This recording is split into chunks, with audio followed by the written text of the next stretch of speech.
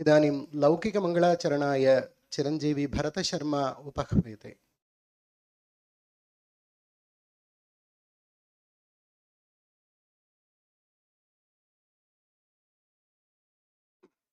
श्री महासरस्वत्यै नमः।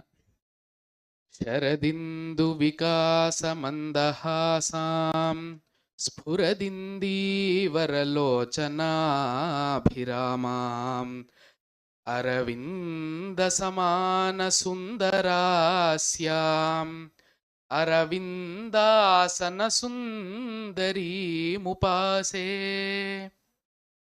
ताटङ्कद्वयशोभिकर्णयुगळम् भ्राजद्दया वीक्षणम् पूर्णेन्दुद्युति विद्रुमाधररुचाव्यामिश्रमन्दस्मितम् ईषत्कुञ्चितकुन्तलं सतिलकं नासोल्लसन्मौक्तिकं भूयात् कूर्मसदृक्षगण्डयुगलं वाणीमुखं श्रेयसे। भूयात् कूर्मसदृक्षगण्डयुगलं वाणीमुखं श्रेयसे।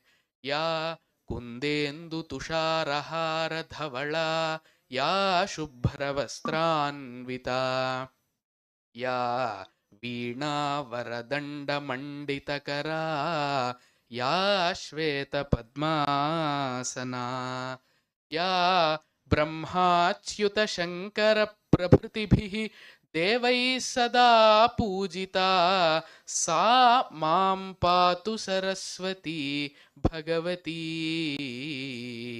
निःशेषजाड्यापहा।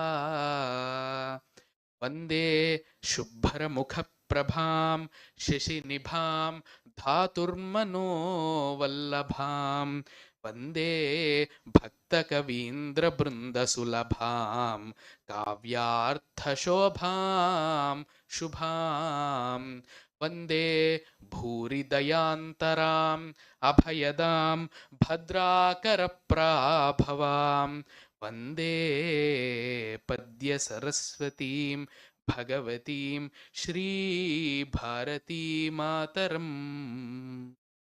श्रीगुरुभ्यो नमः।